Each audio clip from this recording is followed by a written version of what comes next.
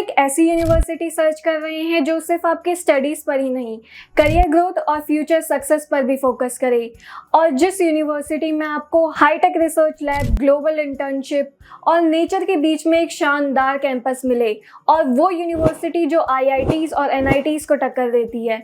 अगर आप एक ऐसी यूनिवर्सिटी सर्च कर रहे हैं तो आप प्रेफर कर सकते हैं अमृता यूनिवर्सिटी को।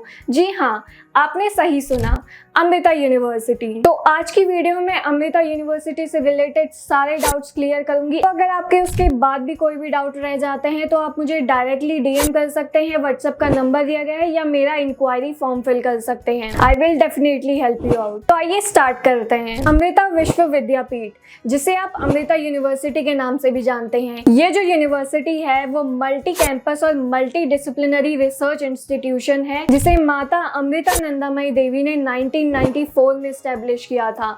इस यूनिवर्सिटी के टोटल 9 कैंपस हैं ओवरऑल इंडिया, जो आपको लोकेटेड मिलते हैं अमृतापुरी, कोयम्बटूर, चेन्नई, बेंगलोर, कोची, फरीदाबाद, मैसूर एंड नागरकोइल। ये सभी जगह इनके टोटल 9 कैंपस लोकेटेड हैं इनके। इस यूनिवर्सिटी को NACA+ का एक्रेडिटेशन मिला हुआ है, और वहीं पे 2024 में NRF ने इसको इंजीनियरिंग के लिए 23rd पोजीशन दी गई है। और वहीं पे इस यूनिवर्सिटी को इंडिया की 7 बेस्ट इंजीनियरिंग कॉलेज में से एक माना जाता है। और अमृता यूनिवर्सिटी 300 से ज्यादा कोर्स ऑफर करती है, जिसमें आपके आते हैं under graduate, post graduate, integrated degree, dual degree और डॉक्टरल डिग्री जैसे प्रोग्राम जो है ये यूनिवर्सिटी ऑफर करती है। तो वैसे तो ये यूनिवर्सिटी में इतने सारे कोर्सेज, बट आज हम जिस कोर्स के बारे में डिटेल में आपको इन्फॉर्मेशन प्रोवाइड करने वाले हैं तो वह है बीटेक। तो बीटेक के स्टूडेंट्स के लिए ये वीडियो बहुत इंपॉर्टेंट होने वाली है। तो मैं आपको बताती हूँ इसमें कैसे आप एडमिशन ले सकते हैं। अगर आप इसमें एडमिशन लेना चाह रहे हैं तो 10+2 में आपके मिनिमम 75% होने चाहिए आपके फिजिक्स, मैथ्स और केमिस्ट्री। अगर इससे कम है तो कोई चांस नहीं है, इतने तो आपके होने चाहिए अगर आप इसमें एडमिशन लेना चाह रहे हैं तो। और वहीं पे इसमें आपके स्पेसिफिक सब्जेक्ट में भी 65% होने चाहिए, इतने तो होने चाहिए। और इसमें एडमिशन लेने के लिए आपके पास है 2 ऑप्शन। पहला है अमृता इंजीनियरिंग एंट्रेंस एग्जाम, इनका खुद का एंट्रेंस एग्जाम होता है। और दूसरा होता है, जैसे बीटेक के स्टूडेंट है तो जेईई का एग्जाम तो दोगे ही दोगे। तो अगर आपके जेईई में अच्छे मार्क्स आए हैं तो आप इसमें एडमिशन ले सकते हैं। अब क्या रहता है, जो इनका खुद का अमृता इंजीनियरिंग एंट्रेंस एग्जाम, उसके लिए ये 60% सीट्स रिजर्व करके रखते हैं। तो इतने तो इनके खुद के एंट्रेंस देने वालों को ही मिलेंगी। जो रिमेनिंग 40% है वो ये एलोकेट करते हैं उन स्टूडेंट्स को जो जेईई का एग्जाम क्लियर करने के बाद अच्छी परसेंटेज से यहाँ आते हैं एडमिशन लेने। तो भाई इतना टफ कंपटीशन है तो स्कॉलरशिप तो आप एक्सपेक्ट करोगे ही करोगे। तो इसमें आपको 2 टाइप की जनरस सी स्कॉलरशिप देखने को मिल जाएगी। तो पहली स्कॉलरशिप का नाम है इसमें चांसलर स्कॉलरशिप, जिसमें क्या होता है, अगर आपने इनके खुद के एंट्रेंस एग्जाम में या कोई भी क्वालिफाइंग एंट्रेंस एग्जाम जैसे कि जेईई, तो उसमें अगर आपकी 80% तक आपने स्कोर किया है, मिनिमम 80% आपके होने चाहिए, तो ये आपको 100% ट्यूशन फी ऑफ करके देते हैं।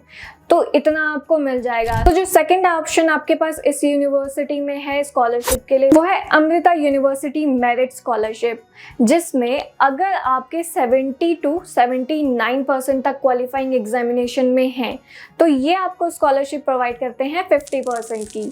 तो 50% की स्कॉलरशिप आपको प्रोवाइड कर देंगे। अब अगर आप ये स्कॉलरशिप को अपने पूरे कोर्स ड्यूरेशन में एक्सटेंड करना चाहते हैं या 4 ईयर्स के लिए आप स्कॉलरशिप चाहते हैं, तो आपको क्या करना होगा। तो इसमें आपको मिनिमम 7 CGPA हर सेमेस्टर में 4 साल के लिए मेंटेन करना ही करना होगा। अब भाई फीस का क्या झोल है, कितनी फीस देनी पड़ेगी इसमें एक बीटेक करने के लिए। अब आपके स्कॉलरशिप कैटेगरी में 3 कैटेगरी आती है, कैटेगरी 1, कैटेगरी 2 और कैटेगरी 3। कैटेगरी 1 में आपको इसमें 1.50 लाख तक आपकी फीस रहती है। वहीं पे कैटेगरी 2 में जब आप जाते हैं, आपके रैंक के बेसिस पे ये कैटेगरी डिसाइड होती है। तो अगर कैटेगरी 2 में आप आ रहे हैं तो इसमें 2.90 लाख तक आपको फीस पे करनी होगी। और वहीं पे अगर आप कैटेगरी 3 में जा रहे हैं, थोड़ा और ज़्यादा मार्क्स कमाए हैं आपके, तो उसमें आपको पे करना होगा 4 लाख। अब भाई जिन्हें बिल्कुल ही स्कॉलरशिप नहीं मिली उनको देना होता है 6 लाख, इनकी जनरल फीस होती है। अब इतना पे करवा लिया, प्लेसमेंट क्या देंगे? तो अभी तक का भैया इनका बहुत स्ट्रॉन्ग प्लेसमेंट रिकॉर्ड रहा है। जैसे कि रिसर्च करी है मैंने, तो 2024 में इनके 92% स्टूडेंट्स जो हैं वो अभी तक प्लेस हो चुके हैं। 9 लाख पर एनम तक का इनका एवरेज पैकेज होता है और हाईएस्ट यहाँ का देखने को मिला है 56.95 लाख। तो इतना तक यहाँ पे आपको हाईएस्ट प्लेसमेंट 2024 का था। अब 2025 आएंगे, नई स्टूडेंट्स आएंगी, नई स्किल्स होंगी, तो प्लेसमेंट भी ऑब्वियसली बढ़ेगा। तो अब ये यूनिवर्सिटी आप जब ज्वाइन करते हैं, तो इसमें अगर आप ये इस यूनिवर्सिटी में एडमिशन ले लेते हैं तो आपको फ़ायदे क्या हैं, इसमें प्रॉन्स क्या हैं और कॉन्स क्या हैं, तो ये मैं आपको बता देती हूँ। तो अगर आप इसमें एडमिशन लेते हैं तो क्या प्रोज एंड कॉन्स हैं?